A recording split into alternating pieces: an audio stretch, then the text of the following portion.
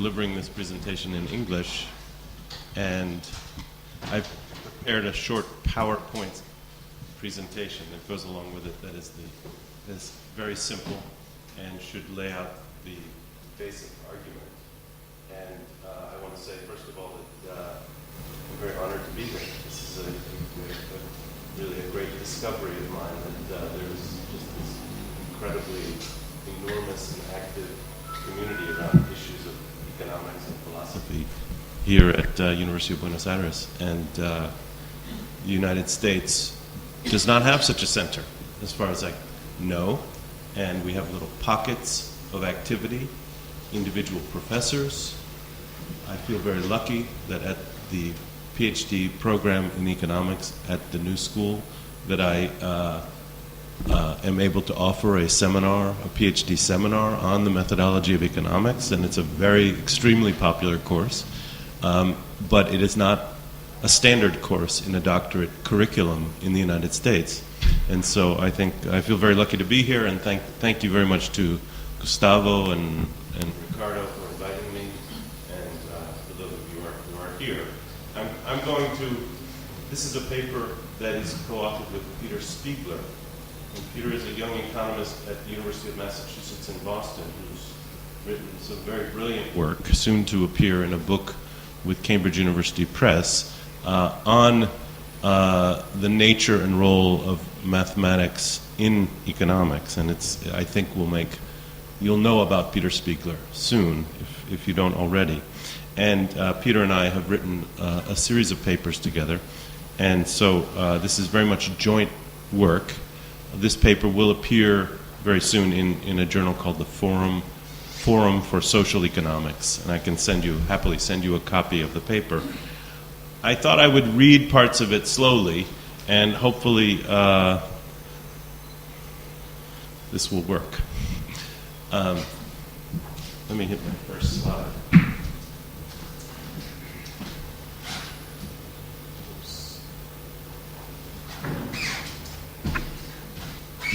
So, like many papers, I should speak for myself. Like many of my papers, this one is very simple. And the argument is quite simple, but it is motivated by the recent economic crisis, which is felt very significantly in the United States. So this has, thank you. So this is motivated by the crisis in economics that has resulted from the economic crisis and the failure of the economics profession to predict it or to theorize it in a way that was not ad hoc, that was compatible with existing models and practices. And what we call the cacophony of voices that emerged after 2008 of self-questioning, self-doubt, exploration, self-criticism, in the economics profession led us to think about how can we understand this debate? How can we understand its depth? How can we understand what's at stake, methodologically speaking? And to do that, we then did two things. We first of all forced ourselves, and I think I'm intimidated by the fact that there are many philosophers in the room here, but we forced ourselves to come up with a very simple taxonomy about the level of the debate going on in the immediate post-crisis period. That is to say, the methodological level. And then we said, have there not been great debates in economics and self-questioning moments in economics that we could maybe compare to this current moment? Is this not useful to think about how the current debate compares historically to previous debates which took place also at different levels? Okay, so the level is the unit of analysis here, and I'll talk about it, but I hope it survives the philosophical scrutiny in the room because it is quite simple. But we thought that it was a useful device for thinking about a historical comparison of debates in the short history of economic thought. Just a few hundred years that economic thought has existed in its modern form. So I'll start reading, and I'll talk about the level of the debate. I'll summarize the current debate by looking at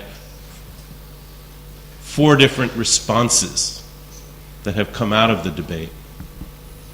And then I'll do my comparative historical analysis and try to conclude about where we are today, particularly in macroeconomics, in terms of rethinking economics in light of the crisis that we have experienced.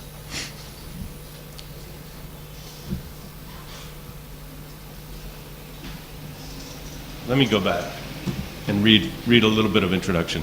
The failure of economists to predict the financial crisis of 2008 has given rise to a lively and wide-ranging debate over the state of the economics discipline and the need, if any, for significant reform. Paul Krugman, for example, in a widely cited New York Times article, writes that the economics profession went astray because economists as a group mistook beauty clad in impressive-looking mathematics for truth. They mistook beauty for truth. Indicating that the science, end quote, indicating that the science should become less mathematical and more something. Tom Sargent takes a contrary view, suggesting in 2010, quote, a rule of thumb is that the more dynamic, uncertain, and ambiguous is the economic environment that you seek to model, the more you are going to have to roll up your sleeves and learn to use some math. End quote. Similar exchanges have taken place in the pages of journals, conferences, congressional hearings, all over the world, as we'll talk about. And this is a period of enormous debate and introspection, a rare moment of introspection in the profession of economics. So how does this compare to historical precedent? That's what this paper is about. How does this moment compare? In its short history, economics has had several episodes of methodological controversy.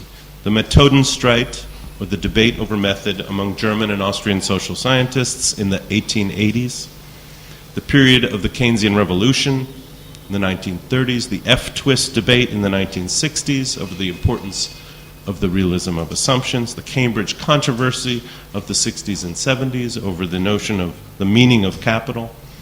Those are significant debates that have taken place, kind of moments of debate and reflection about the proper way to think about the economy. There's a sense in which each of these debates is idiosyncratic. And what we try to argue is that it's not meaningless to compare debates. We have this sense that it's idiosyncratic and therefore incomparable. And yet there's a sense in which they're bound in a common discourse about the possibilities and the limitations of analytical social science. Concerns about the state-of-the-art mathematical models to adequately capture the nature of economic experience, for example, were as much at the center of many of these past debates as they are at the center of today's debate. The concerns about modeling assumptions that drove the F-twist debate, much as the concerns over the assumptions about dynamic stochastic general equilibrium models concern current economists. So there are commonalities. The two Cambridges recognize the importance of forging a more concrete understanding of the nature of capital. Similarly, current economists are grappling with the need to embed a more fine-grained depiction of capital market dynamics in the foundations of economics. In comparing these debates, one focus will be on one particular fact, namely the extent to which the debate involves a reconsideration of the ontological premises of the current or incumbent scientific practice. That is, whether the discipline's conception of the nature of the subject matter is up for debate, or whether the incumbent ontology is taken as given and the debate takes place entirely within its given conceptual vocabulary. We will refer to these different foci as levels methodological debate with roots in the ontological level versus one occurring entirely at the methodological or the epistemological level, or some combination. The level of a debate is only one of its facets, and we believe it's a potentially useful one, the level, especially in terms of crisis, when it's unclear precisely what kind of reforms are needed, if any. It is helpful to be prepared to explore all aspects of the incumbent practice, including its ontological foundations. The question of whether the current situation requires ontological exploration is one that we cannot answer here. Indeed, it will likely only be decidable in retrospect. Also, it can be just as suboptimal to get mired in metaphysical discussions when they are not necessary as it can be to ignore them when they are. Nonetheless, it's useful to have a sense of just where the current debate is pitched. So applying this lens to the current debate, we find that it is confined for the most part to purely methodological considerations, taking the incumbent ontology and epistemology as given. So to illustrate this, we first talk about the current debate and try to assess at what level it is taking place. And then we turn to these historical comparisons, and I will briefly talk about two of them. One is the Methodenstreit of the 1880s, and the other is the Keynesian innovations of the 1930s. The Methodenstreit provides a clear example of an instance in which a moment of ostensibly methodological crisis revolved around the deep ontological concern with the nature of the individual and the relation between the individual and society. Keynes's intervention provides an example of an instance in which ontological innovation, Keynes's reconceptualization of the economic sphere, showed the way through a methodological crisis, a path that required economics to go beyond its incumbent paradigm and reconfigure its epistemology and methodology. Taken together, these examples of current and past debate offer reasons for both concern and for hope. On the one hand, and so clearly we have a normative project here. On the one hand, despite the seriousness of the recent failures of economics, the current debate demonstrates that crisis is not a sufficient condition for prompting profound debate. To the extent that reconsiderations at the ontological level are necessary to address the shortcomings exposed by the recent crisis, this is a reason for concern. On the other hand, the example of the Methodenstreit demonstrates that crisis is not a necessary condition for debate either. And the example of Keynes's innovations demonstrates that crises can offer fertile ground for profound debates and fundamental reform. So what I will discuss is the framework, briefly, the levels, secondly, the current debate, and thirdly, the comparison to the earlier debates. So what we're trying to get at is the degree to which the current debate is foundational in nature. We're trying to assess the level of the debate. And what exactly does it mean? It means that, well, there's a substantial body of work discussing distinctions between foundational aspects of a science and those aspects that sit on top of the foundation. We will refer to the latter as higher level. Kuhn, for example, drew the distinction between revolutionary change, brought about by a shift in the paradigm of a science, and normal scientific activity that takes place within a stable paradigm. In Lakatoshian terms, a scientific research program is based on a stable core of ideas and practices within which peripheral ideas and practices may be altered or sacrificed without the need for revolutionary change. We associate the foundational elements of a science with its ontology and epistemology, its conception of the makeup of its subject matter and its theory of what constitutes scientific knowledge, and relatedly, what is required to establish that a statement is scientific is proper scientific knowledge.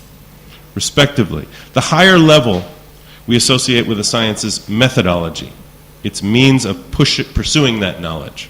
The ontological is the most foundational level, encompassing the practitioner's conception of the nature of the economy itself. For example, independently constituted individuals versus individuals inextricably bound in a mutually constituting complex of culture, institutions, and history. The epistemological level contains conceptions of what kind of knowledge is possible within the universe under study. For example, algorithmic knowledge versus experiential knowledge. Whereas the methodological level deals with the appropriate method for producing the kind of knowledge possible within the universe under study. For example, game theoretic analysis versus ethnography. Of course, these three levels are interrelated, and again, this is a fairly crude taxonomy for any philosopher.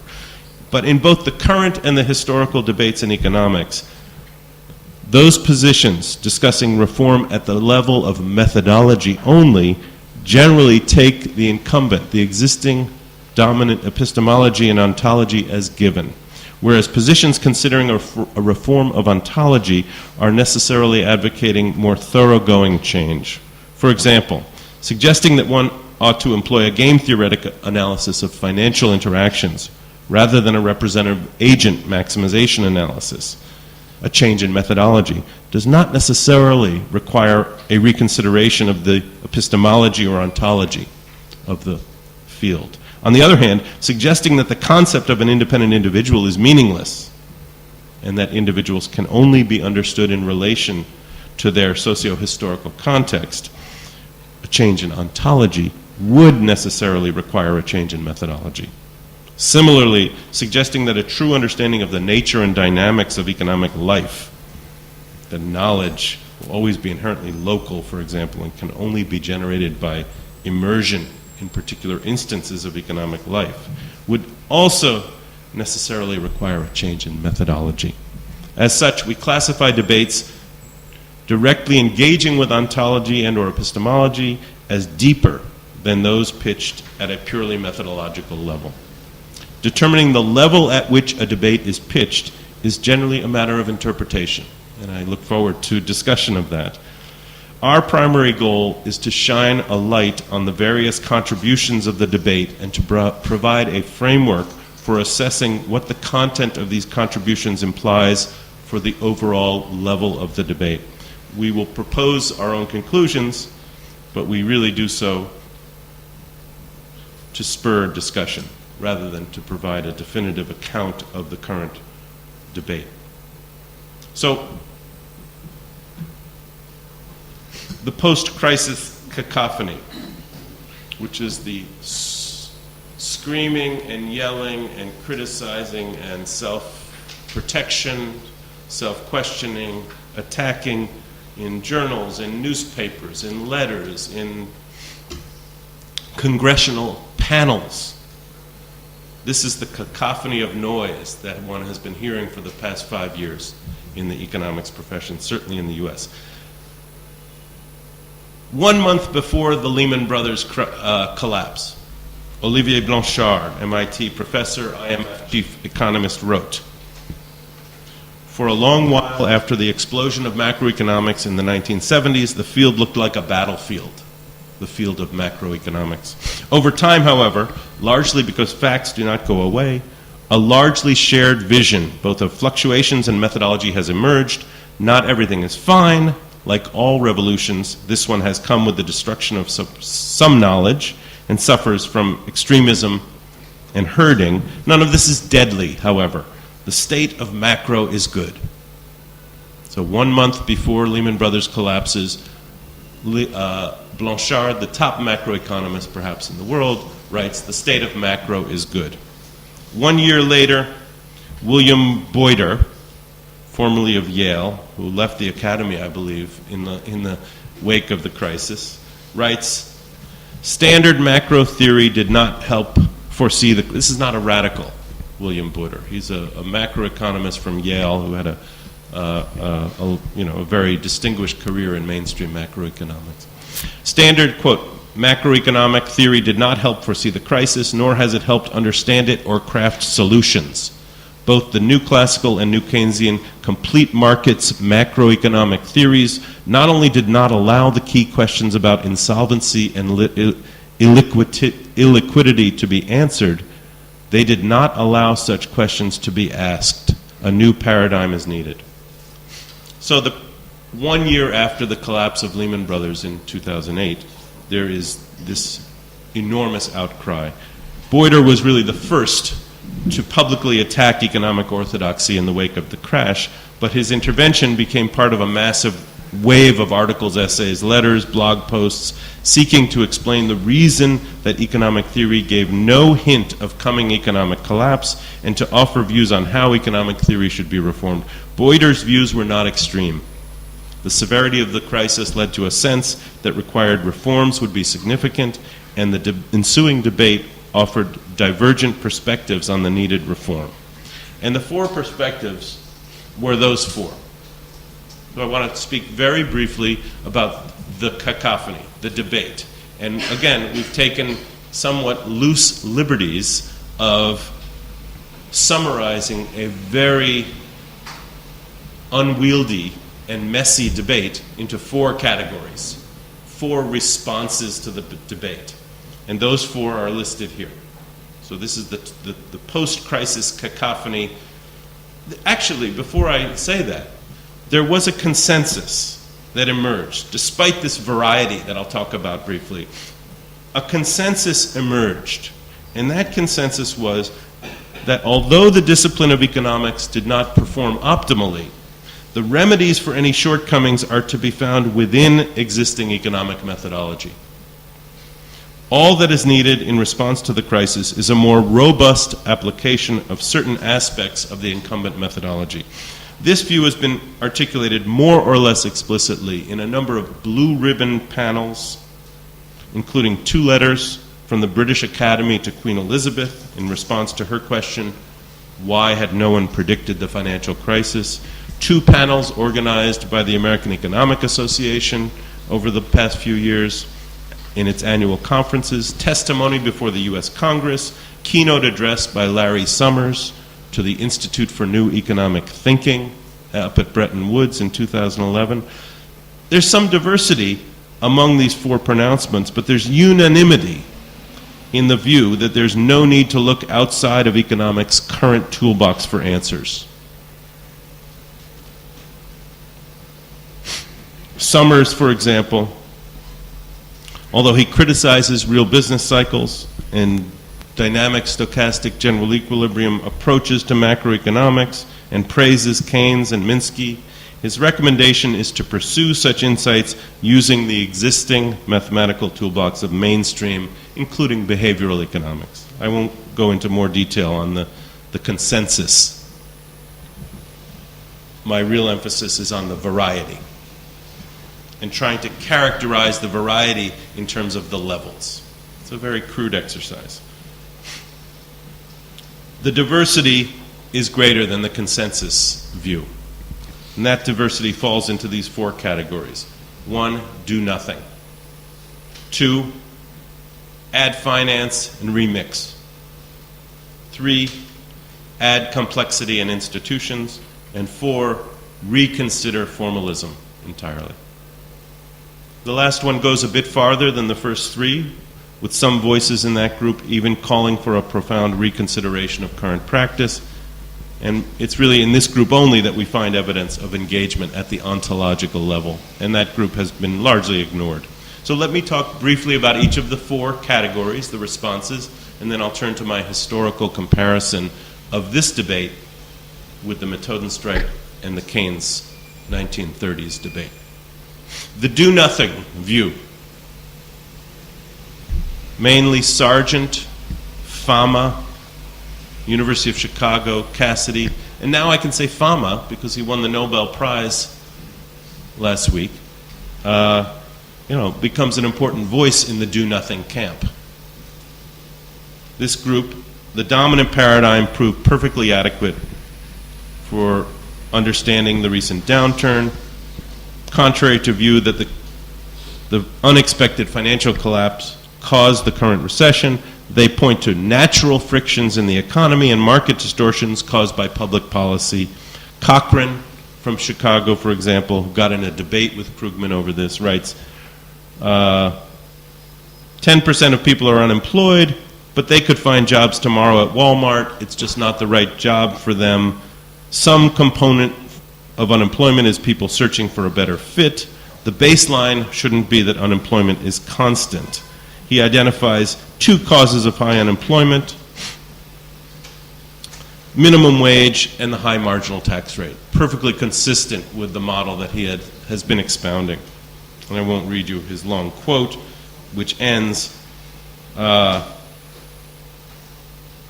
today's low employment is a consequence of public policy. The minimum wage is too high. For these economists, the role of the crisis has been overplayed relative to other factors that are well understood by current models. But they don't simply ignore the financial crisis or claim that it's unimportant. They recognize its importance. And while the traditional models may not have performed particularly well in predicting the crisis, this cannot be seen as an indictment of these models because they were never meant to predict such things. And I quote Tom Sargent in this same debate, where he writes that the criticism of real business cycle models and their close cousins, the so-called new Keynesian models, is misdirected. It reflects a misunderstanding of the purpose for which the models were devised. These models were designed to describe aggregate economic fluctuations during normal times, when markets can bring borrowers and lenders together in orderly ways, not during financial crises and market breakdowns. So it doesn't mean the mainstream models, that the mainstream lacks models for the world as we actually encounter it. In the do-nothing group, mainstream economics is filled with such models. In fact, it has so many models that it must be able to account for all deviations from the general equilibrium. Pretty much all macroeconomists, and I'm quoting Cochrane again, have been doing for 30 years the same thing, introducing flaws, frictions, and new behaviors, especially new models of attitude to risk, and comparing resulting models to data. The problem, he goes on, is that we don't have enough math. Frictions are just bloody hard with the mathematical tools we have now. So, although there's a recognition that economists can do better at predicting and understanding financial crises and recessions, the remedy proposed by the Do-Nothing Group is a more intensive application of existing methodology rather than reform. The second group is add finance and stir. Remix the pot. Contrary to their colleagues, they believe that the recent crisis has revealed inadequacies in existing methodology, most notably the failure to adequately incorporate the financial sector into macro models. Krugman, for example, quote, "Until now, the impact of dysfunctional finance hasn't been at the core even of Keynesian economics. Clearly, that has to change. Economists have to do their best to incorporate the realities of finance into macroeconomics."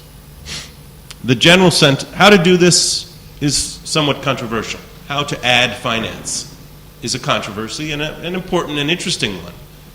And that's the controversy that I think this group would like to be engaged in, methodologically speaking. The general sentiment is that economic theory needs to incorporate the financial sector more effectively. As such, we call this add finance and stir, and this position can take very different forms. And there's a few different forms, and I won't go into detail on them. One is within the framework of dynamic stochastic general equilibrium modeling, as Cochrane has laid out. Another form would be the more behavioral finance approach that Shiller, who also received the Nobel Prize last week, would support. As my colleague said, why did Fama and Shiller both get the prize the same day? Fama got it for proving the efficiency of markets, and Shiller got it for disproving. Such is the coherence of the Nobel Committee. A stronger version of the add finance and stir approach also calls for a reform in the way that we model finance. And again, there's a number. I would put Shiller in this group. I would place a variety of views here, and I will skip this part of the paper, which talks in detail about ways in which finance could be introduced into macro models proposed by different groups of economists. I would simply say here we have behavioral finance, Schiller and Akerlof writing about animal spirits rather than rationality. We have post-Keynesian and Minskian conceptions involving radical uncertainty, systemic risk, and those two don't necessarily speak to each other. But so there's a debate about how to add finance and how to re-stir. The add finance and stir position has been very prominent in the debate and is likely to remain so, primarily for two reasons. First, it is championed by a number of high-profile economists, including Nobel laureates and other scholars, very prestigious inside and outside the academy. Second, at least with respect to the more prominent contributions, it dovetails very nicely with reforms already underway in economics, most notably the rise of behavioral economics and thus behavioral finance. As such, it does not necessarily require substantial deviation from trends in current practice. The third group is add complexity in institutions, and this group in some ways is the most interesting because it's the group that asks for a more thoroughgoing reform of economic methodology. One finds such appeals for greater reform around the issue of complexity of existing models, and I know there's even a number of papers on complexity at this conference. Specifically, the need to reconstitute our methods to accommodate the complexity of social systems.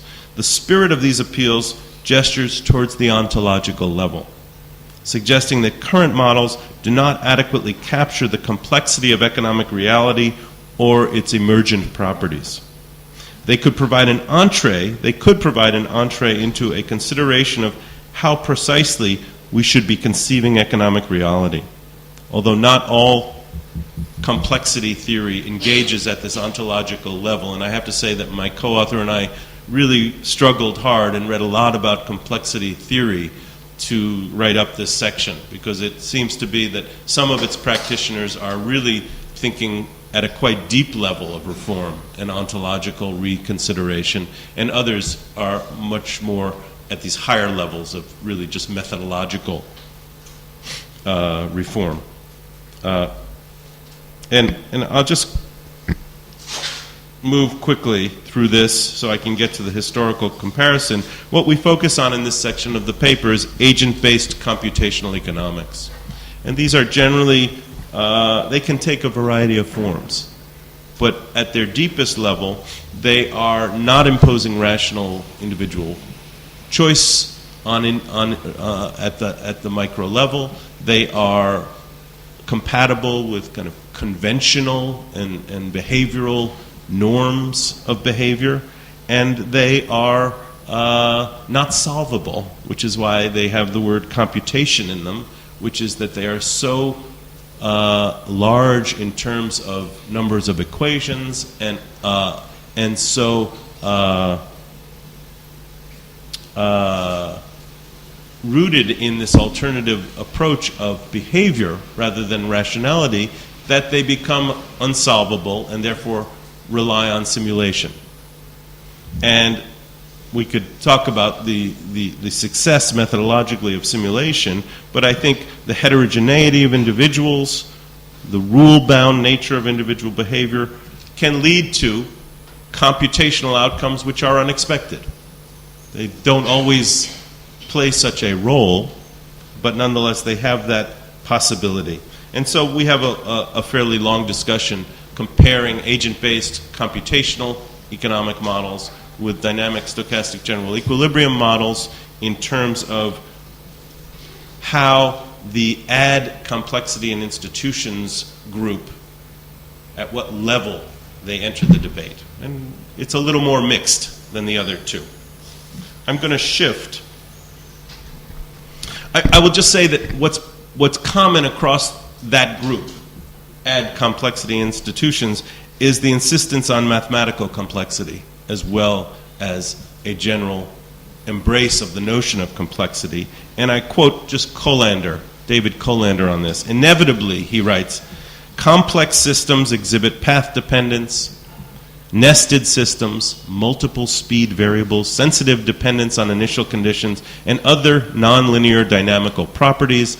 This means that at any moment in time, Right when you thought you had a result, all hell can break loose.